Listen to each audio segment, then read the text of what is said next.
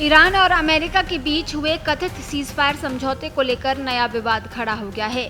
पाकिस्तान के प्रधानमंत्री शहबाज शरीफ के दावे पर अब अमेरिका और ईरान दोनों की ओर से सवाल उठने लगे हैं, खासकर लेबनान को लेकर दिए गए बयान पर।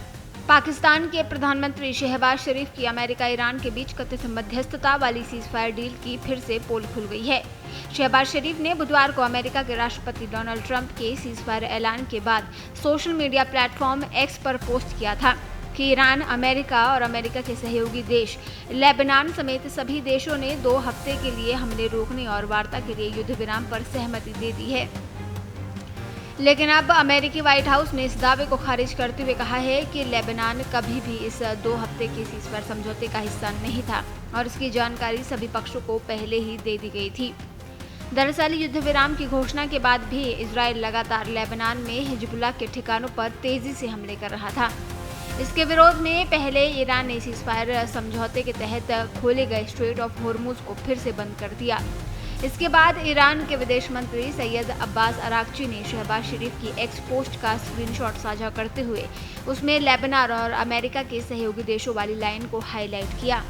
सैयद अब्बास अरागची ने एक्स पर लिखा कि ईरान अमेरिका युद्ध विराम की शर्तें पूरी तरह स्पष्ट हैं और अमेरिका को तय करना होगा कि वो वास्तव में युद्ध विराम लागू करेगा या फिर इजराइल के जरिए युद्ध जारी रखेगा।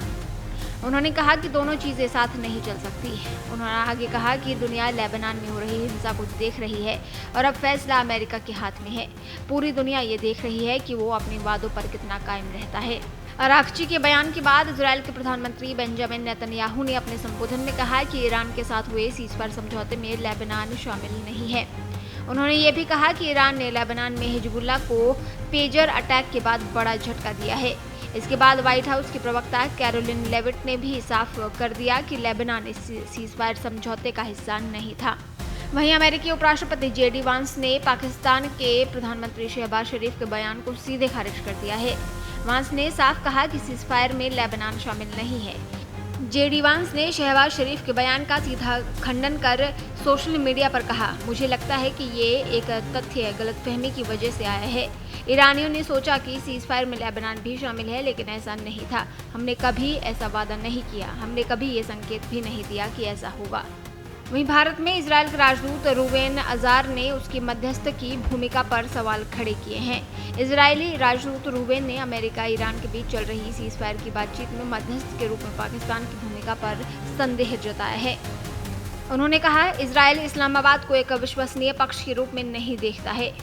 आपको बता दें, बीते कुछ सप्ताह से पाकिस्तान ईरान और अमेरिका के बीच मध्यस्थ की भूमिका निभा रहा है और दोनों देशों के मैसेज एक दूसरे तक पहुंचा रहा है।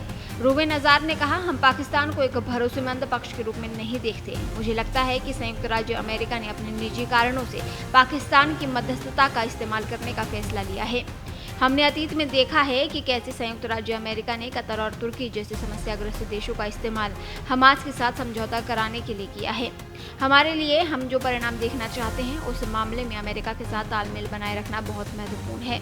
पाकिस्तान की मध्यस्थता को लेकर अब सवाल खड़े हो रहे हैं। कुछ विशेषज्ञों का कहना है कि शहबाज शरीफ का बयान सीजफायर की असली शर्तों से मेल नहीं खाता, जिससे सीजफायर की शर्तों को लेकर कंफ्यूजन और बढ़ गया है। ऐसे में अब सवाल ये उठ रहा है कि जब अमेरिका और इजरायल दोनों ही लेबनान को सीजफायर का हिस्सा नहीं मान रहे हैं, तो क्या पाकिस्तान के प्रधानमंत्री ने जानबूझकर ईरान को गुमराह किया था या फिर अमेरिका ने अंतिम समय पर अपने वादे से पीछे हटते हुए समझौते का उल्लंघन किया। देश दुनिया की ताज़ा खबरें और वीडियोस के लिए अभी डाउनलोड करें पत्रिका ऐप।